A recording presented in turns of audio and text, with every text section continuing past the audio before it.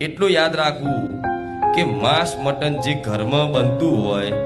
એ ઘરમાં એ ચૂલા પર કુળદેવીનું નિવેદ જે કરતા હશે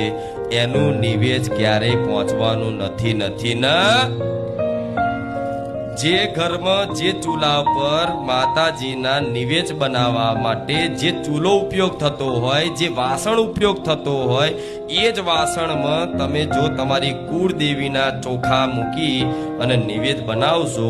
તો એ નિવેદ આમ કરી ધુમાડા કરી આલ્યું માતાજીને ધરાયું તો ચામુંડ માતા હશે કે મહાકાળી હશે કે અંબે હશે કે હરસિદ્ધિ હશે કે ખોડિયાર હશે કે આશાપુરા હશે એ ઘેર રહેવાની કેમ કે માં જગત જનની છે આ વાત ફરી યાદ કરાવું છું જગત જનની છે આદ્ય શક્તિ છે